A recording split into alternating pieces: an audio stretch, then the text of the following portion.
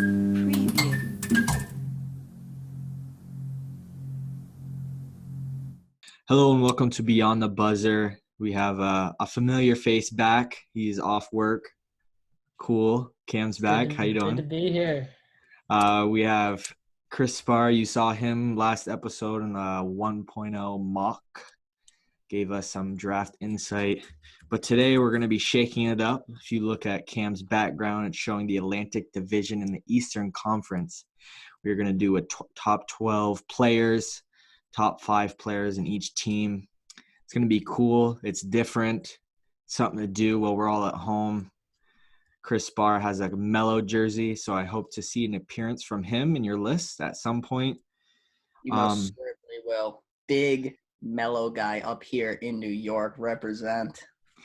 So let's get right into it. I'll start off. Well, how do we want to do this? Chris, actually, you know what, Chris? I'm going to let you start it off. Tell us what you do, and then we will follow your lead.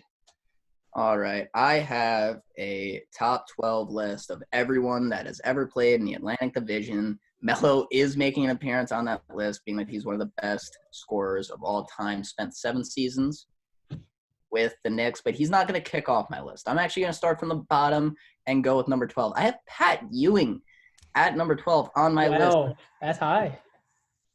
That's low. Yeah, honestly, I was thinking, low. I was a little worried that you were going to think it was low. Yeah, no, I meant low. Shooting fire, saying that Pat Ewing is low. They're high at 12. Out of 12, 15 seasons with the Knicks, 11 All-Star appearances, 3-time All-Defense, Rookie of the Year, made the All-Rookie team, made the playoffs 13 of his 15 seasons with the Knicks, and even made it to the finals where he lost a heartbreaker in the 7th game to the great Hakeem Olajuwon. I mean, the guy carried a team where the next best player was Allen Houston. I don't see a reason that he shouldn't be higher, except that I made the list and I didn't want him to be.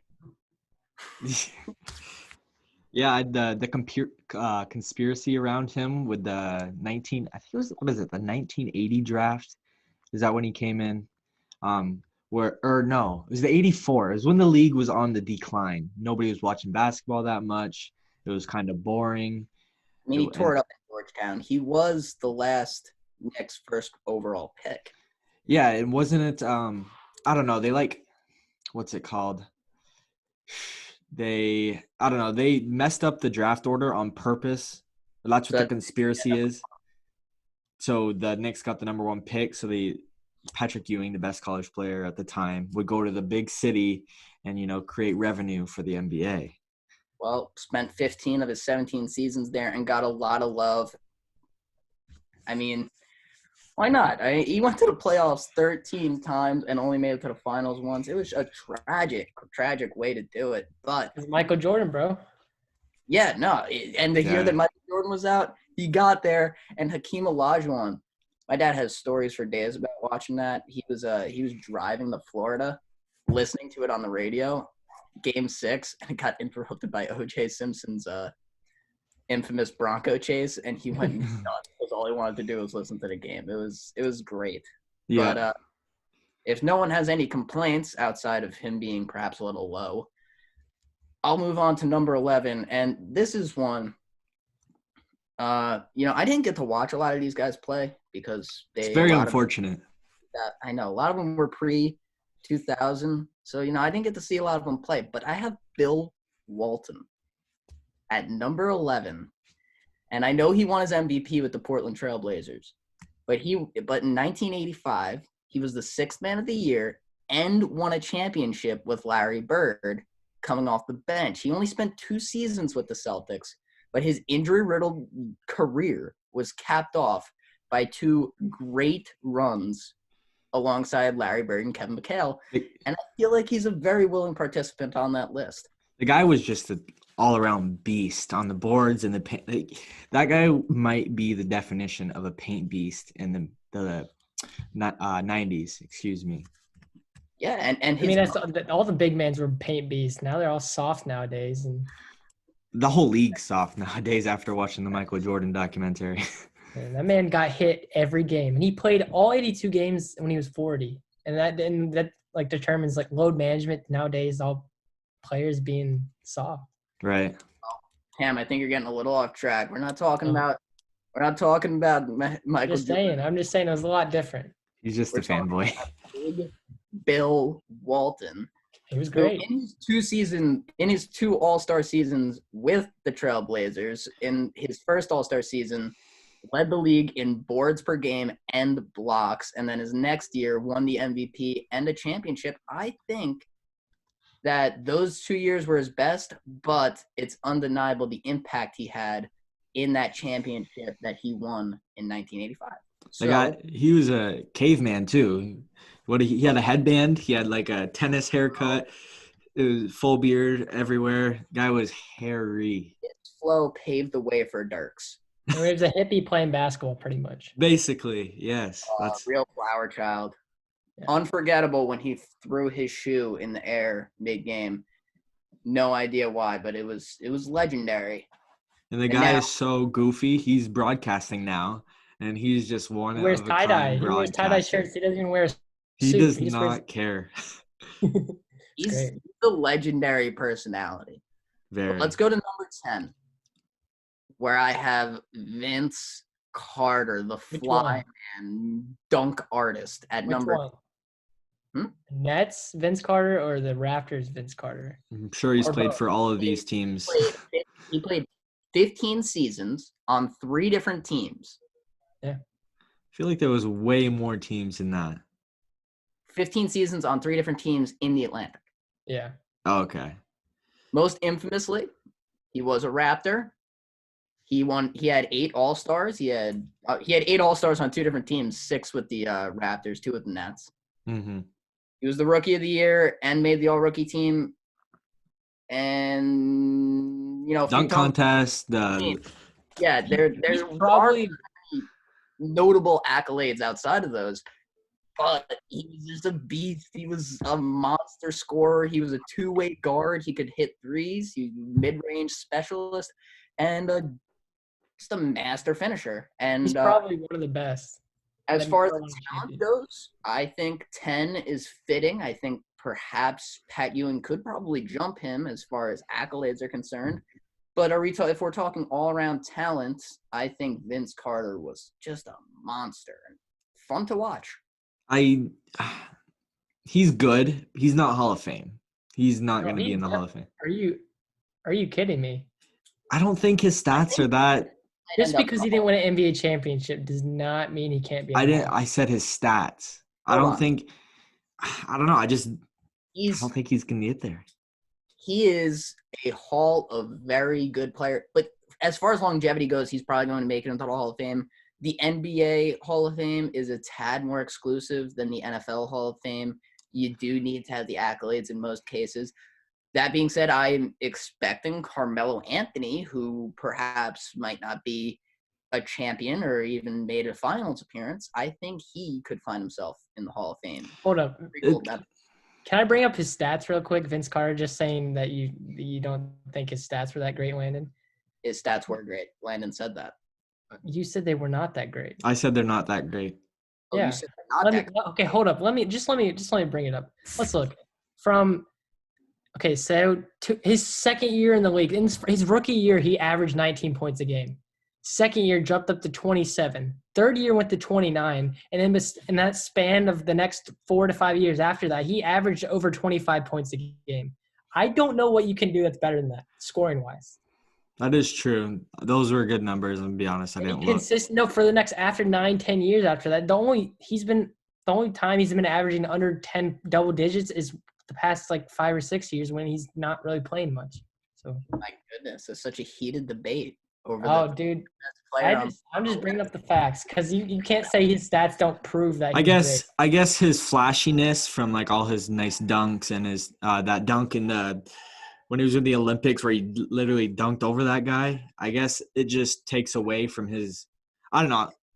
For me, I've never really seen him as much of a threat, but like I was gonna say, his flashiness and dunks and stuff like that just kind of take away from his defense and He scoring. won't get in the Hall of Fame just because he's Vince Carter. Was terrific. He was a 2-way player. And, he did his best to carry a team, but he just wasn't that player. He couldn't LeBron a team to the playoffs. It's just not how it went. 29 points. That's a lot of points per game. That's something else. Most of it was slashing, so. Yeah. All right, well, number 9, I don't see many arguments you could have here. Kevin McHale. Spent 13 seasons with the Celtics, won 3 titles, 7 All-Stars, 6 All-Defense, and 2-time Sixth Man of the Year. Kevin McHale, the Robin to Larry Bird's Batman. What do you guys think? Number 9. I think he is he is the definition of a power forward from like the 60s to the 90s. That guy can rebound. And at that time, power forwards weren't that much of a shooter, but that mid-range was exactly what those power forwards do. And they do that dirty work that the centers couldn't do. Like they provided that little bit more athleticism, agility, and he slid in perfect with that Celtics team, with Parrish being that big guy, McHale was that next big guy, and then Bird being that playmaking stretch. It was just that team, that 86 team. That bench. Yeah, exactly. So wait, you said Sixth Man of the Year. When was that? Because 2-time Sixth Man of the Year, his first couple of years in the league, he was off the bench. Yep. Yeah, before he was an established player, they had Larry run the floor for a lot of his career. I'm just interested to see the rest of your list because I have McHale on my list too. But who is your 12? He was my 12, Pat Ewing. I have him a lot higher too. But I have a lot of your players on here. The only one I would switch now is I'd probably put Vince Carter in over Tracy McGrady. But let's see the rest of your Cam, what were your thoughts on McHale? I put him in my list. I put him at number 11 though. He was great, but there's a lot. This division had stars back then. It was this tough. Because of the Celtics, really. Celtics and Knicks. A lot of these players are older. A lot of these teams 76ers too, though. Yeah. Oh yeah. With Will. The 76ers, my next player, Moses Malone, spent. Oh wow, he was not on my list. I kind of forgot about him. Ooh no, Moses Malone. He parted that Red Sea. Post Malone, 5 seasons in this division. He had 1 title, 4 All-Stars, 3-time rebound champ, averaged a 20-10 on his career. Special talent for a big man, especially since he all but carried that team. Yeah, I honestly forgot about him. It's just this division is so stacked. He's a boring player to watch.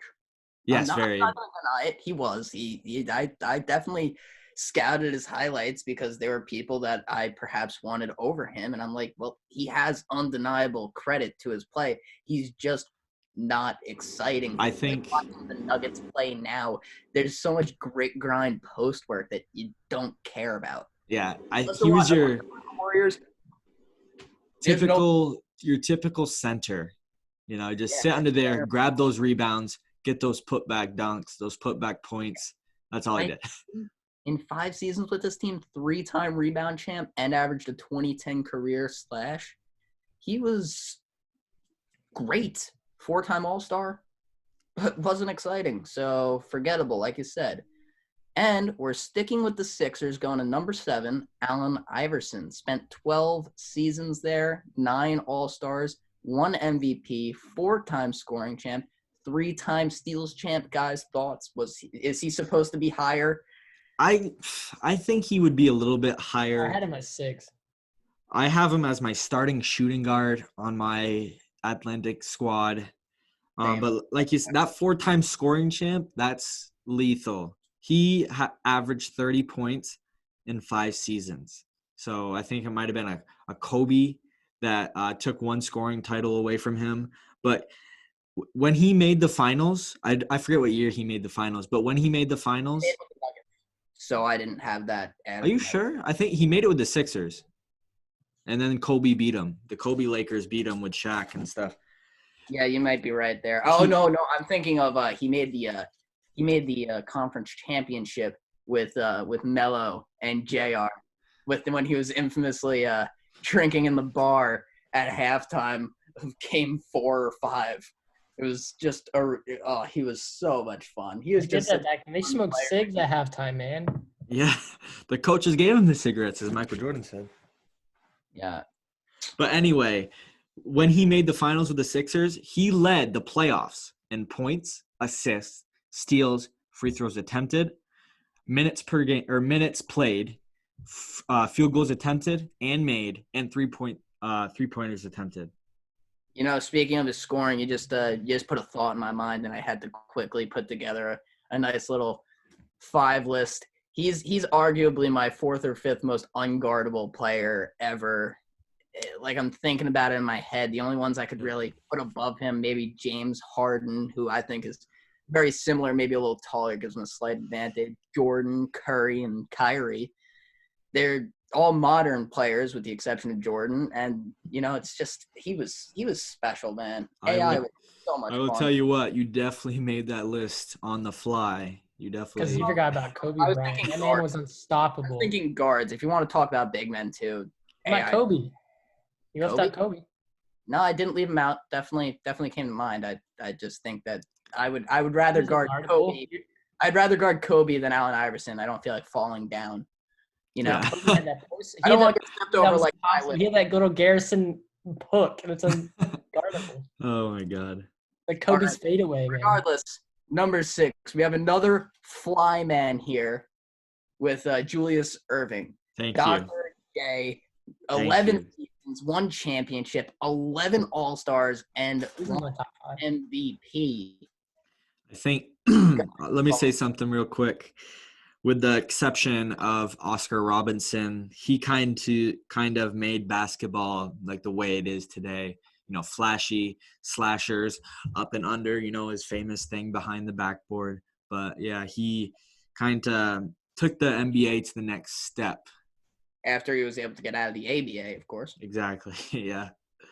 Because I was looking at his stats and I was looking it over and I'm like, he has 3 MVPs, but only 1 when he was in the NBA. Oh, really? And he averaged 30 and 14 in his rookie season. He was ridiculous. Might as well have been a power forward if he had an extra 2 or 3 inches. Right. But you know what? There's not much talk about there. He's more than deserving of the 6th spot. This is where it gets fun. The top 5 boys. Wilt Chamberlain, number 5, spent 4 seasons in the Atlantic Division. He had 1 title, 4 All-Stars in all of his seasons. I say things. Every year he was in there, had the rebound champion spot, and he was the 1-time scoring champ. Really? Yeah. One time? In his 4 seasons in the Atlantic Division, yes. Wow. But he averaged stats outside of it. I don't care when he was on the Warriors. We're looking at the Atlantic Division. Oh, okay. Outside of that, he had more. But while he was with the Sixers, he was a 1-time scoring champ and 4-time boards champ. So as 50 points per game season, I'm assuming that was with the Warriors. Bingo. Okay. As I'm looking down at my list, I don't think I see Will anywhere, which is really unfortunate. I didn't put it. Okay, the only reason I did not put him in there is because he's known for his career, like you said, with the Warriors and the Lake. Like he wasn't. He was still good, but like he's not known for Philadelphia. Yeah, he only won a championship there. Why would he be known? Let's go to number 4. Bill Russell. He's coming in at number 4 when he spent 13 seasons, all 13 of his seasons with the Celtics, won 11 titles, had 12 All-Star appearances, 5-time rebound champ, and 5-time MVP. Yes, those stats get him the 4th spot. And I'll tell you why. There were 8 teams in that league. It's not as impressive. I'm not as impressed. He played with 8 teams and only 1 other 7-footer. And he wasn't 7 foot. Yeah, okay, fine. He wasn't 7 foot. Oh, yeah, all 6'11" of them. There was 1 7-footer in the league with him, and it was for half of his career. He should be the 5-time boards champ. And 5 MVPs is impressive, but smaller playing pool. So why is he still so high on your list after you just degrade him? with that I statistic. degraded him. I took away from my argument, but he still had 11 titles and 12 All-Stars. So he's an undeniable talent. I'm just not sure what he could do because you look at those numbers, you'd figure, yeah, he should be number one. I dropped him back a little bit. Fine. But he's still undeniably one of the most winning, he has 11 championships, man. And his player ever. Yeah, his career sports, stats are Any just sports. 15 points per game in his career, average, 22 rebounds a game, and 4 assists. And not And his, alone did he was a blocker, but they did not record stats, so that he probably could have been the all-time leading in blocks ever. Yeah, or will. Well, you know, they also didn't have goaltending back then, so let's pump the brakes on that one. So if we go look back at it, and then we actually look at every single game he played and every single legit block, he probably still would be. Because, I mean, I've seen. But we didn't do that. So he's number 4. Coming in at number 3, though. This is going to be interesting. Carmelo Anthony. Oh my Really? God. He's not even in my top 5. Cam? Just saying. I'm talking. 7 seasons with the Knicks, 7 All-Star appearances. He had the scoring championship once. Still, though. How many playoff appearances? He had 3 playoff appearances in those 7 seasons with the Knicks. Now, I understand. Probably seems a little high for the small forward, power forward. But he is undeniably one of the most unguardable forwards ever. And one of the most talented scorers ever. He's definitely in my top 5 for scorers. He's just he's just so good, man. That hezzy step is insane. And even if you want to look back with his time with the Nuggets, it's great. But even when he was with the Knicks, that's when he got his scoring champ. That's when he led the league in minutes. He was so impressive. I had to put him at number 3. When I was looking at some stats and stuff, I saw this debate. Who was the greatest Knick in the 2000s? Listen to this. There was Jamal Crawford, Tyson Chandler, Melo, and then there was somebody else. There is no debate on who's the greatest Knick in the 2010s. It's easily Melo. It was like 83% Melo. Tyson Chandler had like 2. Crawford had like 3. I just thought they're horrible. So I mean, there's not many great players that want to go there anymore. I just thought that was interesting. True. I think New York is a popular place to go. I mean, Kyrie and Durant just went there. Brooklyn. We're talking about Brooklyn. That's different. Still New York. Brooklyn has a different environment, man. Right. But I am a New York guy. I'm a big Knicks guy. I love the Nets, and I like them even more before they decided to just quit on D'Lo. But yeah, no, they did. They just gave up on them. They did. I am a Knicks guy. He brought them to the playoffs. What was arguably just a sorry team to the playoffs on his back. He gave up his shooting percentage just so he can unload the mid-range shots. And maybe if he had a little bit more help, they probably could have gotten past the Sixers. They won game 1 against the Sixers. Yeah, the Sixers played poorly. Jared Dudley was a role player on that team. I know. They played was it a 2-3 zone or a 3-2? Well, either way, they played a zone against the Sixers, and they managed to pull off a couple wins with Jared Dudley playing a pivotal role in that zone. Hey, don't trash talk Jared Dudley. He's a grinder. He is. Moving on, though, we've discussed the Nets and D'Lo, who's not on, I'm sure, anybody's list. We can go number 2, Kawhi Leonard. He had 1 season with Toronto, 1 title, 1 All-Star appearance, and 58-win season. Yes, that's my number 2 guy. I think he's a little high.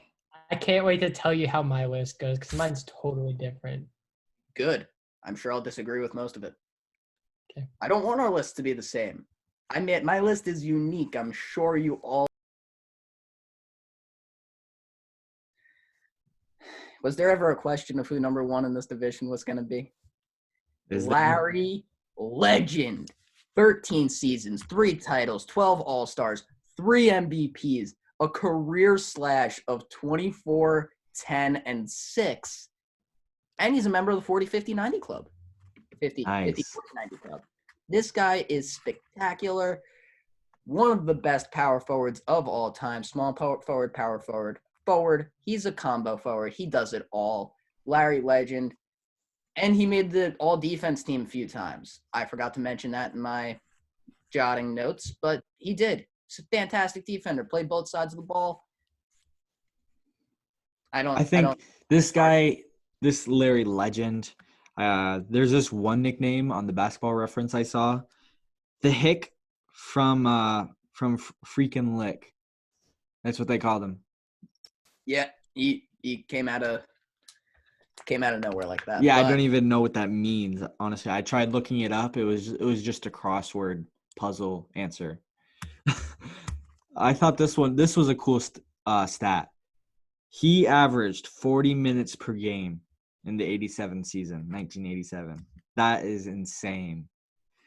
Man, look up the most minutes ever spent playing. Sleepy Floyd. Yeah, Sleepy Floyd. He had what, like, was it 63 or 53? 59 minutes in one game. This guy, Larry Bird, the great Larry Bird, one of the best players of all time, never scored more than 30 points per season. Never averaged more than 30 points per game. That's interesting for a guy that's a dominant scorer. Especially since he averages 24 in his career. That's just the bottom of consistency. You can't really learn consistency. You're either consistent or you're inconsistent. D-Lo, inconsistent. Mm-hmm. It's going to hurt his career, It's going to make him look off, but, he'll go from scoring 40 to scoring 13, and he's going to have an average of 22 points per game. And everyone's going to look at that, but the people who watch him are going to be like, yeah, but he's on and off. Which is crazy because he managed to single-handedly carry the Nets to the playoffs. But that was my list. Larry Legend at the top, followed by Kawhi Leonard, Carmelo Anthony, Bill Russell, Wilt Chamberlain, Julius Erving, Allen Iverson, Moses Malone, Kevin McHale, Vince Carter, Bill Walton, and Pat Ewing. A few honorable mentions. Kevin Garnett, I didn't put him on there. Won a championship with the Celtics. Great power forward, probably one of the better defenders of his generation. Walt Clyde Frazier, point guard for the Knicks. Yep. It was between him and Pat Ewing. I struggled with that one. Paul Pierce, another member of that Garnett team. Jason Kidd, one of the original point guards before Chris Paul found his way into the league. Very true. And Ron Williams, who had a few fantastic seasons with the Nets, but I didn't think that merited being on my list. Who'd you say? Deron Williams. Deron Williams. Wow, Chris. Darren Williams. I am upset. You did not mention Charles Barkley. No. At all. He's known for his Suns days. He's known for his Suns days, but he's played a lot in Philadelphia. That's where he played his most. Spent a lot of time in Philadelphia and not making the playoffs. But, I'm upset. People forget. That's like saying, yo, you didn't even mention Shaq. He played for Phoenix. That's not like saying that at all. Shaq played for Phoenix 1 year. All right. If we were Barkley played for I think it was 9 years with the Sixers. Miami Heat division, Shaq's still not making the list. How about that? Happy? He's not. Really? No, he won't. He won't. Let's see about that. So I'll just give you a quickie on my rundown. I did it by point guard, shooting guard, the roster, and then I had my 6-man down. I had Jason Kidd as my point guard, playmaking, his leadership. That guy was just, like you said, point guard. 9-time all-defense, which I think is overlooked when you think about Jason Kidd. He averaged – this is surprising, though.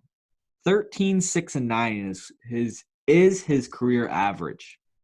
That's a solid smash for him. I mean, I'm pretty sure Chris Paul is like 16, 4, and 10. So he wasn't a scoring guy. Remember when Lonzo came into the league? They said he's gonna be like Jason Kidd with a better shot or a better scoring potential. Obviously, Lonzo isn't panning out to be as talented. Yet. His career is not over. Yet. It's his second year. All right, I had Allen Iverson at my 2 guard. We've mentioned a lot about him, and he's just an incredible scorer, like you said. I wouldn't want to ever guard him. I got Larry Bird. I got Bill Russell at my power forward, and then Ewing to take out my my starting 5. You like that one, Chris? Ewing at my 5. I do like that. I just think that guy is so tough. He is so tough. And, he was in Seattle for a year and Orlando for a year. Very forgettable seasons, except he did make the playoffs with Orlando. But, yeah, no, Ewing was a tough guy, especially in Georgetown. He was just such a special talent, all deserving of that first overall selection. And in my all-time, all Atlantic Division starting lineup, it doesn't look particularly different. I do have Jason Kidd at my number 1. I have Vince Carter as my 2 guard. He was not. I overlooked Allen Iverson when I was putting that list together because I was actually between putting him at the 1 guard instead of Jason. But I'm higher on Jason Kidd's scoring. Is passing. Yeah. I have Kawhi Leonard at my small forward. I feel like maybe he was overlooked when you guys were putting this together. Larry Bird is my power forward, and then I have Pat Ewing at my 5. See, that's what I was thinking about, putting Bird at my 4 and then putting Russell at my 5, but I think Russell is more of a power forward anyway, just because of his height. Like, I mean, back then that might not be the case, but like nowadays, your center is going to be like 7'1". 6'11" man. Yeah. Cam, who's your starting 5? Got Jason Kidd at the 1, Ray Allen at the 2, just because he could shoot the ball. Like, he was unstoppable, one of the best shooters of all time. And then Kawhi Leonard, like you said, at the forward. And then I have Russell at the 4. Okay. And then this is going to shock you. I know he's still in the league, but I put Joel Embiid at the 5. Wow. You want that crybaby in the locker room? He's good. He's great. He's going to be great, too. Yeah, he's going to tear apart your locker room. Another reason I didn't have Allen Iverson on my list. He's a bit of a head case.